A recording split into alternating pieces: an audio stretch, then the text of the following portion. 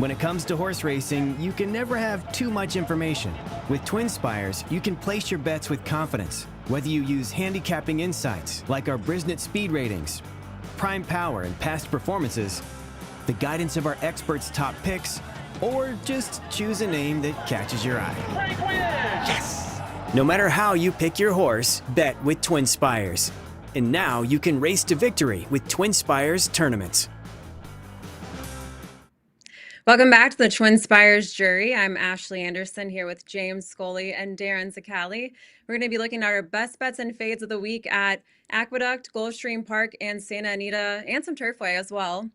And we'll talk the major Derby prep races happening this weekend. We've got the Gotham, the Fountain of Youth, and the San Felipe, awarding 50 points to the winner of those 3 prep races, plus some Oaks prep races as well. And before we dive in, I wanted to mention we have our Derby Week tickets available at KentuckyDerby.com, and Spring Meet tickets are also on sale. I believe the meet goes through June 29th this year. So definitely check that out as well. And now we will start with our best bets of the week. So James, I will kick it off with you today. What is your best bet of the week? My best bet's going to come. It's number 5 Neat in the Frank E. Kilroy Mile at Santa Anita on Saturday. That's race 9. And Neat is a 4-year-old just to turn 4 this year who won 6 of 11 starts so far in his career. But earlier in his career, he was more of a front-running type. I thought last summer he really sort of switched over to becoming more of a stalker off the pace run style.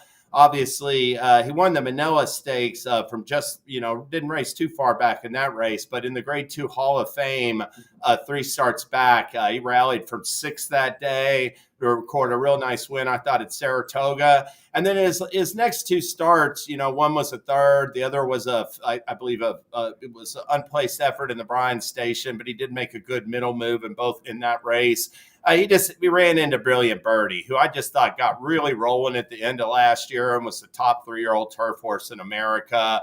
Now, I do think that Neat, he's poised to move forward as a 4-year-old for Rob Atris for his connections. And for Rob Atris. Rob Atris trains his son at Constitution. And the one thing I like about his chances in the Kilroy Mile Saturday is the fact that this race has a whole bunch of horses that want to be on the lead or close to the lead. There's at least 4 of them in here. We see Formidable Man. He was setting the pace in the Pegasus Turf last time at Gulfstream. Air Force Red and El Patante are both like front-running types. I mean, these horses are going to either be going at it early or during the opening stages of this Kilroy Mile. It's going to set up really well for Neat. And I love the fact that Neat is picking up the services of Jose Ortiz. Obviously, he's crushing it in New Orleans 2 weeks ago at the Risen Star. We saw him win 4 races, including a pair of stakes. And I just loved how Jose Ortiz took his game on the road to Oaklawn Park last Sunday. He won 4 races on that Rebel card, including a pair of stakes.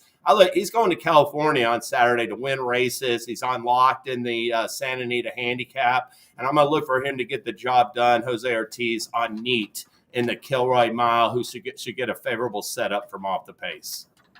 I think he was tired of his brother winning so many Eclipse Awards. I feel like Jose is having a great start to this season. Yeah, he certainly is.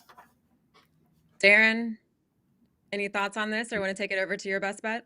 Yeah, I like James's horse. I think the race sets up well. A little concerned that Hermano Ramon, who's the morning line favorite, might get the jump on Neat. But I had an asterisk next to 3 horses in here: the chalk, James's selection, and also number 7, Almendaris, who I think is going to get a favorable setup. I don't know what went wrong in the Seabiscuit. That race was almost too bad to be true, but his previous efforts were very good, including a 2nd place finish in the City of Hope Mile to the very talented Johannes. So I wouldn't be surprised to see Almendaris bounce back and come rolling late for a share. But those were the 3 that I liked, including James's selection. But I have a best bet, but for the opposite reason on the turf. It comes in race number 9 at Gulfstream Park in the Canadian.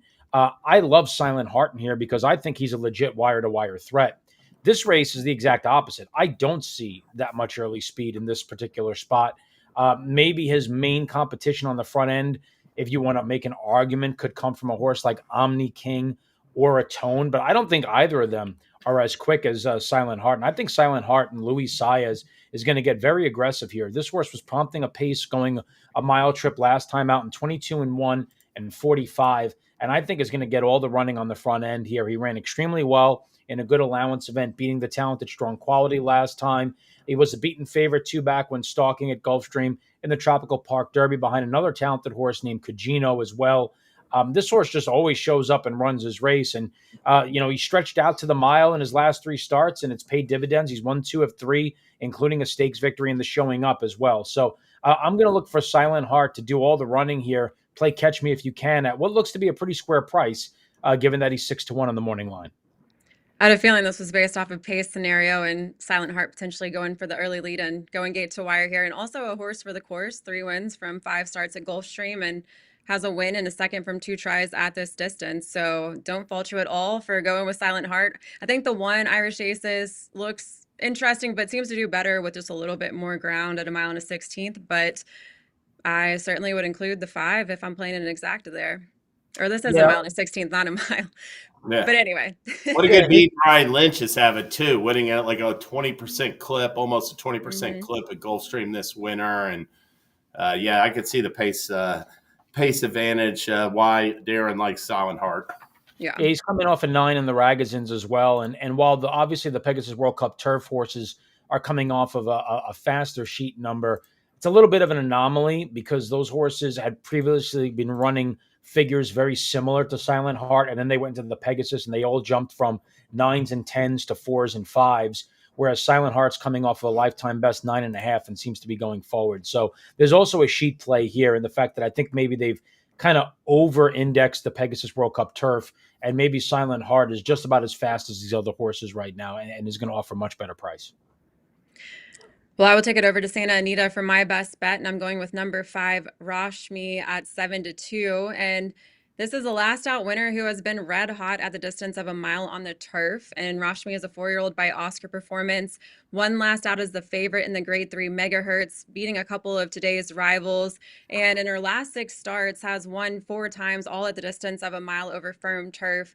The 2 losses came when stretching out in the American Oaks and also when finishing a 3/4 length second over turf labeled good at Woodbine.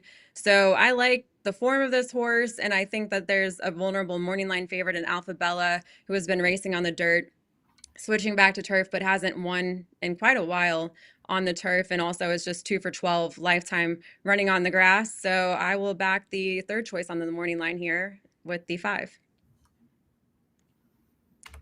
No arguments. All right, I'll take that as agreement. That Alpha Bella, I got to tell you, I took a look at her, and Sadler just doesn't know what to do with her. I mean, her last win came in a mile and a half, and she's in after like going bad on the turf and going on the dirt, not running well. Now he's going back to a mile turf race, so he's just trying to figure her out. I do think she's vulnerable in there. Yeah, I think Rashmi's going to take money. Alpha Bella's got the 9 minor awards compared to just 3 victories, whereas Rashmi's coming off of a really strong effort in the Megahertz. Ran 4th in a Grade 1 prior to that. So, I actually think I wouldn't be surprised if Rashmi goes off close to favorite here. I actually prefer her to both run Alpha Bella myself. Yeah, I'm a little afraid of that too. I won't get the best price, but if you're looking to stand against a favorite, here's one, but we'll also talk about that in our next segment. So Darin, tell me what your fate of the week is. Yeah, I'm actually going to go to Old Faithful, Turfway Park. They've got a maiden race to kick off the card in race number 1. I know we've got stakes races all over the place, but sometimes in stakes races, the horses are favored and they keep good form for a long time. Race 1 at Turfway Park, number 7, Mr. Rosso, is 0 for 5 lifetime, is moving back up from maiden claiming 30 and maiden claiming 50 up to a maiden special, but it's an auction. So these are horses that were entered for an auction price of under $50,000. Mr. Rosso, couple of decent efforts. I mean, they're fine. Ran behind Spinback last time, was a decent 4th there. But this horse, just nothing inspiring about him to take him at a short price against the field that you could certainly see a lot more upside with others. Number 2, Big Lambros, finally showed a little bit of interest last time out. I love the speed fade angle in maidens. That's a horse that certainly intrigues me. The 4 Kerner, a little bit of a speed fade angle off a bit of the layoff. You got some first-time starters in here. Number 8, Day Money Deegan. This is a horse that's been training well at Turfway, including a 47-3 move 2 works back. So just comes down to there being more upside and more opportunity elsewhere. Mr. Rosso at anything close to favoritism is a fade for me in the lid lifter at Turfway. I agree with you there. James? And I'll take my fade to Aqueduct Saturday. It's going to be number 9, Sharp Smile in the Busher Stakes. The Busher is a Road to the Kentucky Oaks Challenge Series event offering 50 points to the winner. And it's got a field of 9 in there. And Sharp Smile, but first off, Sharp Smile, she broke her maiden or third time out over a sloppy track and earned a 77 Bristnet speed rating for that effort. She came back in a 5-horse Basanda last time, and I know she's got a trouble line where she didn't break well, but I think she ran as well as she could in there to be a non-threatening third. I thought the 4th and 5th place runners really just had nothing that afternoon, and that performance just didn't come back very fast. There's several others in this field, including number 1 Liam in the Dust, number 3 Drexel Hill, number 4 Volleyball Princess, and number 8 She's Fascinating, who have just simply run faster numbers, some of them multiple times than Sharp Smile. And I like Drexel Hill shipping in this spot for Whit Beckman, but I can make a case for others in there besides Sharp Smile. So as a 3-1 morning line favorite, I'll look to fade her in Saturday's Basanda. Yeah, when I was looking at this, I started to go over the field for Saturday for the expert pick videos. I was a little surprised that David Aragona made the 9 Sharp Smile favorite in here, because I'm not convinced that she's going to be favored. The speed figures, depending, no matter which speed figure scale you use, they don't come up particularly strong against this group. There's horses that have run noticeably faster. Volleyball Princess's last race, She's Fascinating's last race, even Drexel Hill's last race, all substantially faster than anything Sharp Smile has run. I suppose, being by practical joke out of a Cuvée mare, that the cutback to the mile is going to help her. But that being said, I totally agree. She's a fade for me, but I wouldn't be surprised again if she doesn't go off favorite in this spot. Yeah, I was looking at this before the morning lines, and I too was kind of surprised this was the morning line favorite here. I'd much rather take the price on the 1. The rail post is winning at a high rate, I think, and yeah, you can make a case for Drexel Hill. You can make a case for a lot. I was actually kind of surprised that Volleyball Princess was 8-1 coming off that huge win, but I understand, that was 7 furlongs and you're going a mile here, but it's still 1 turn. So I feel like that horse has pretty good chance here. But I think so. I mean, it's definitely Liam in the Dust. You got to respect coming back off of that effort in the Demoiselle, and I think the distance will be a good fit for her too. But it's a contentious field.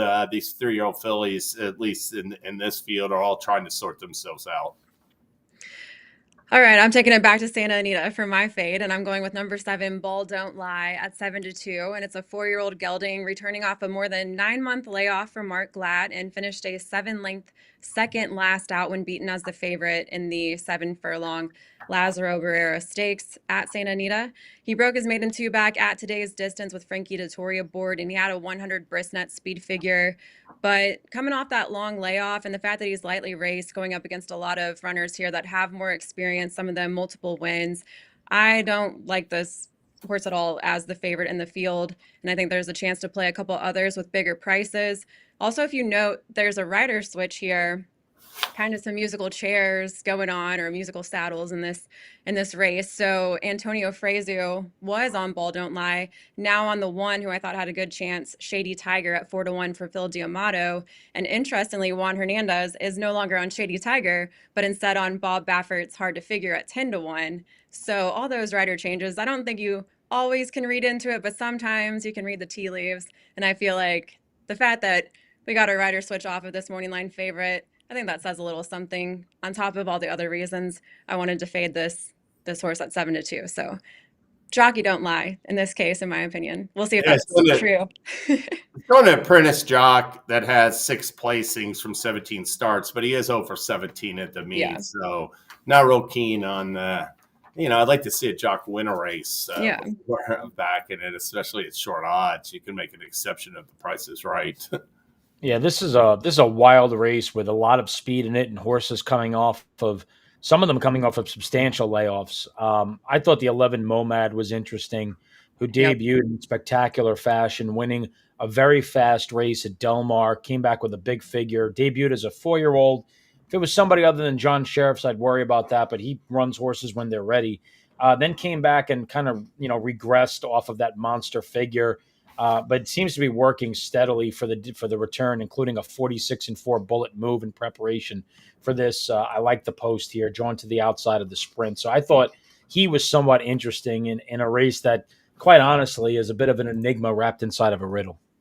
Yeah, I had him circled. I thought even Kangaroo Court looked kind of interesting coming off a lengthy layoff, but again, a decent work on February 24th. And then if you look at Bob Baffert's horse, his works have been pretty good too. So you're getting some big prices on these horses that have been working sharply. And I really didn't think Ball Don't Lie had the sharpest looking works. You don't always know what goes into some of the workouts. I mean, you did have some good ones 2 workouts back that were posted, but again, I just think there's more experience, better choices here in the field. All right, let's talk about some promos and any tournaments going on at TwinSpires this weekend. So Darin, what's going on? Got a lot going on. We'll start on the promo front. We've introduced a new promotion starting this week. It's going to run all the way through the month of March. It is the Road to the Kentucky Derby Money Back. So all of those prep races that you see for the Derby and the Kentucky Oaks, they are included in this offer. So be sure to be opted in. It's a nice supporting offer to our profit boosts that show up each and every Saturday. And this Saturday, we have the Super Saturday Profit Boost, Aqueduct, Gulfstream, and Santa Anita. All of the tracks that host the Derby prep races are put into these profit boosts each Saturday, but it's not just the Derby prep. It is the full card surrounding those prep races. So we kind of give the players a little bit of an opportunity to hedge here. If you win, you get the profit boost. If you get beat, a tough beat in one of the Oaks or the Derby prep races, you can get your money back with the money back offer. So you got these 2 offers that are kind of in complement to one another. Happy to offer that to our players throughout the month of March. Be sure to be opted in to each of those. On the tournament front, we got a big one tomorrow. We have our bonus feeder Friday. Once we get to 10 seats, 1 seat for every 4 players offered into our Saturday Kentucky Derby Betting Challenge qualifier. So on Friday, be sure to get into the Oaklawn feeder. That is the last opportunity to get into this Saturday's qualifier, and that's a $500 qualifier taking place on Oaklawn, where we're guaranteeing 2 Kentucky Derby Betting Challenge seats. Hopefully, we'll give away more than those. But speaking about tournaments, really exciting news. So for starters, we have the new March TwinSpires Tournament Tour. So what that means is by participating in tournaments throughout the month of March, participating, buy-ins, the amount you wager, all count, and finishing position all count towards tour points. And then the top 3 players at the end of the month who have the most tour points in these tournaments are going to share in $5,000 in prize money, with $2,500 going to the winner. So we've got a March tour. This goes well. So something that we certainly think we might be able to bring back long-term, and maybe perhaps launch an annual TwinSpires tournament tour as well. So we're going to test this out in the month of March. And also had really exciting news this week. The Kentucky Derby Betting Challenge now offering 2 NHC seats for 2026, 2 KDB seats for 2026, and a BCBC. So 5 seats, and it does not impact the $250,000 guaranteed prize pool. No matter what, we're giving away $250,000 in cash, plus now all these seats on top of it. So some really exciting tournament stuff going on with TwinSpires this week. We got a lot going on. Always. To close out, instead of what else we're looking forward to, we're going to talk all 3 Derby prep races and give our top picks. So we'll start with the Gotham, since it's the earliest post time of the 3 on Saturday. You've got a 4:18 Eastern time post time, the 1 mile Gotham, a grade 3 at Aqueduct. So James, what is your top pick in the Gotham? Well, I'm going to go with number 5, Sand Devil. Now, this New York bred son of violence won his first 2 races by open lengths for Linda Rice at 6 furlongs and a mile. Got good speed ratings for both those efforts. But last time in the Damon Runyon, he was put to a stiff test. I mean, he was caught inside of a rival who actually headed him in the lane, battled back to win gamely. that was a fast race. That was a fast 7-furlong event. Sand Devil got a 97 Brisnet speed rating for that effort, which is easily the top last out number in this field. In fact, his speed ratings sort of lay over this competition. I think this 1-turn mile is a perfect fit, and I think this colt will keep potentially advancing off of that hard-fought win. So I like Sand Devil in the Gotham. Darin, what about you? Yeah, I mean, he kind of stands out a little bit from a Ragozin standpoint as well. I mean, he's run a couple of 10s and a 12, whereas the second choice in the morning line, Sacrosanct, the other New York bred, is yet to run faster than a 14. So he's definitely got the edge on him there. I mentioned the outside run number 10, My Matoli, because I love his Ragozin pattern, where his first 2 starts when sprinting, he ran a 21 and a 19. Then he came back when he stretched out the first time and ran a 14. And then in his most recent try, he ran a 13. So while he hasn't quite gotten to that 10 that Sand Devil ran, he's only about a point behind that most recent start. Sand Devil ran a 12. My Matoli ran a 13. I love the outside draw for him. I admit it's a complete test for class, but the fact that he's gotten faster and better with the stretch out, and I'm getting 15-1 on a horse that's coming off a 13 versus 9-5 on a horse that's coming off a 12, from a Ragozin standpoint, that seems pretty cut and dry to me which direction I should go in for the value. So My Matoli at a big number here we'll see if he's good enough to win, but I think he's definitely worth building some vertical exotics around at a price. He got hammered last time off of that maiden win, and he ran to it. So, he's got something going for him off that performance.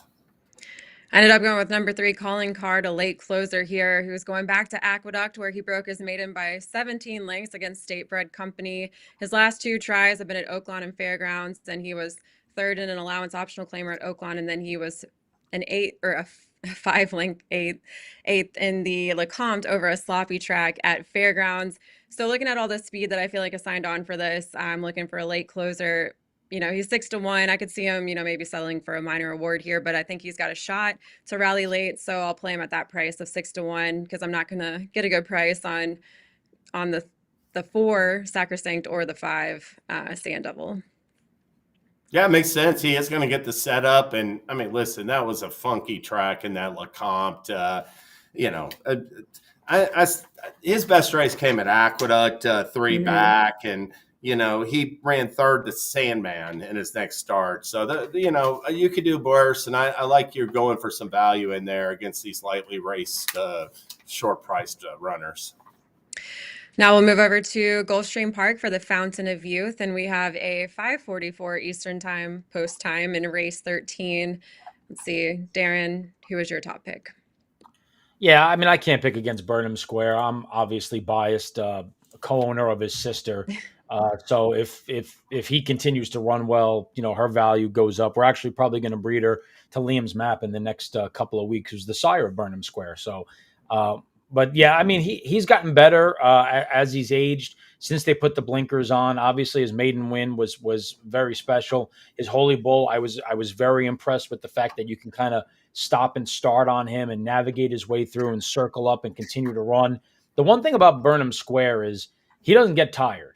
As these races get longer, I think the ball's in his court. You can maybe make an argument the mile and a 16th here at Gulfstream might be the kind of place that you would pick him off, but he's won now twice at this trip at Gulfstream. So you take a look at this field, and Solid Left, by the way, is not going to be running in here. He's running in today's 8th race at Gulfstream Park, an allowance event. But River Timms, Neil Quos, and the outside horse who's stretching out, Keep It Easy, all likely have to somewhat go forward here. I think that's going to ensure a pretty good early clip. And I think Edgar Zayas is going to work out a nice closing tactic here with Burnham Square. I think he's going to have plenty of pace to run at. River Timms, the 2-1 morning line favorite. Yeah, he wanted a mile last time out, and he came back with a good figure.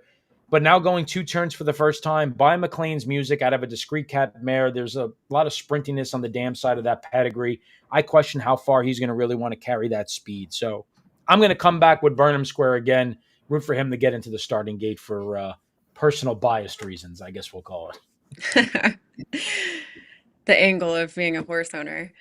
Yep. Yeah, Burnham Square has really come on since adding blinkers 2 starts back. He broke his maiden by nearly 10 lengths. And, the thing with that Holy Bull was he got bumped on the first turn and on the far turn. And, he basically didn't get off to the best of starts, and it wasn't the cleanest trip. And, he just took a big step forward. I don't see any reason why he can't continue to move forward in this spot for Ian Wilkes. Like Darin said, it's a 7-horse field. To me, gate to wire, he's going forward too. So I look at River Thames. He's going to change style probably. I mean, in both of those wins, he's up close to the pace from the start. And the presence of these 2 6-furlong sprinters, who one of them's fresh off a big layoff. He broke his maiden wire to wire. The other one ran 21 and change and 44 and change a couple races back. They're just going to guarantee that this pace, to me, is going to be contested at some point in the opening stages. Gate to wire, like I said, I think he wants to be forward off of that real sizzling performance in the Swale. And I think both Burnham Square and Sovereignty, who's coming back in this spot, are going to get a good setup. So, I'll let River Thames beat me at the mile and the 16th distance on Saturday. I've got my doubts about longer distances with him, but I do consider both he and Sovereignty to be quality rivals. So it's a good race, and excited to see what happens, but I'll go with Burnham Square. Yeah, the pedigree on River Thames makes me wonder how much farther does he want to go? But I ended up with Burnham Square as well. I mean, he had a 101 Bristnet speed figure last out. He had a triple-digit late pace rating, and he had that bad start and was able to overcome that. And then previously had sat closer to the pace, but with a good break out of the gate, I think he can run even better. So we're all in agreement here with 3. I did want to say the 8, Keep It Easy, as a horse that Dale Romans was really talking up over the spring last year. So I'm curious to see how he performs here. I'm not going to play him to win, but the fact that Dale Romans was really big on this horse as a 2-year-old, I do wonder. He's by hard spun out of an English Channel mare, so maybe he has a breakout here, but I am sticking with wagering-wise, Burnham Square. Yeah, he's coming back off a layoff, and he's showing 46 and change and 59 bullet workouts in preparation. I don't think he's going to be rating Keep It Easy. At least I'm hoping not. I'm surprised with that pedigree that they haven't run this horse on the turf yet. Hard spun is great turf influence on top. English Channel, Dam Stakes winner on the bottom. Obviously, they're trying to get into some of the classic races, I guess. But this horse definitely has the pedigree profile of a turf runner. We'll see if it ever shakes out that way, though. And finally, we have the Grade 2 San Felipe at Santa Anita on Saturday at 6:43 Eastern Time, post time in race 8. And we've got the big name Barnes and 2 others from Bob Bafford's barn in this field. But James, are you going with Barnes, or are you going a different angle in this race? I'm going to go with his stablemate Rodriguez, number 4 Rodriguez. I just loved his gate to wire maiden win 2 starts back at a 2-turn mile. I thought he conceded the lead in a soft pace to Citizen Bull last time, but he has Flavian Pratt. He just ran 4 weeks ago. Bafford's worked him 3 times in an 18-day period, and all 3 works are absolutely blazing. And Barnes has been content to track the early leader in both his starts. So I look for Rodriguez to go forward at the start. I'm picking him wire to wire in the San Felipe. Darin, what about you? By default, I just landed on journalism. Barnes all out to beat Innovator, who, he's a nice horse, but nothing special. I don't know how good Romanesque is yet, or Bullard. Rodriguez chased Citizen Bull for the second. Citizen Bull went wire to wire again for the second consecutive performance. And again, running in these California races kind of out on an island against short fields. I don't see a reason to take too short of a price in here, whereas journalism seems to have his arrow pointing forward. Beat a next out winner. Gaining on the insides under very heavy pressure. I was going to say, Michael Rona, right in your ears. Here's journalism's win over gaming and others last time out. I think he's just a horse that's going to become more and more professional and get better as these races go longer. I don't know if I say that about the other 2. So, for me, journalism, if he's going to be the 3rd choice in this race, I think he probably offers the most value. Yeah, the only thing with him is that he doesn't have a race since December. Those other 2 could be a little bit sharper, and it is only a mile and a 16th. I agree, though, with your take on journalism. I think of this field, you can make a case he's the one you'd want this spring at a mile and a quarter, because to me, he's just going to keep advancing for Michael McCarthy.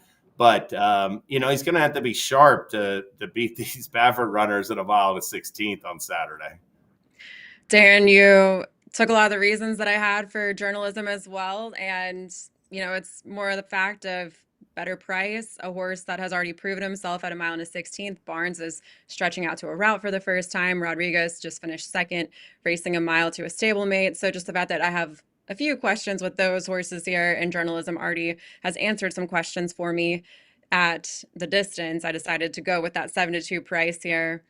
And it's going to be fun to see what happens with Barnes, because obviously a $3.2 million purchase, everyone's talking about him. But if he doesn't do well this weekend, I am curious to see where we next see him race and if he'll even still be on the Derby trail. And he got no chance to get even money with them either. I expect him to be like 1-5. I mean, they've absolutely bet him off the board. He's been the favorite in pool 2, 3, and 4 of the Kentucky Derby future wager. Barnes, individual favorite. Yeah, well, we'll find out a lot more this Saturday after these 3 Derby preps. And of course, we have the 3 Oaks preps this weekend. One of those will be on Sunday at Santa Anita, the Santa Isabel. And that is all the time we have today for the TwinSpires Jury. Again, we have those Derby Week tickets and spring meet tickets at KentuckyDerby.com. And we will be back next Thursday with more best bets and fades. When it comes to horse racing, you can never have too much information. With TwinSpires, you can place your bets with confidence, whether you use handicapping insights like our Brisnet speed ratings, prime power and past performances, the guidance of our experts' top picks, or just choose a name that catches your eye. Yes! No matter how you pick your horse, bet with TwinSpires. And now you can race to victory with TwinSpires tournaments.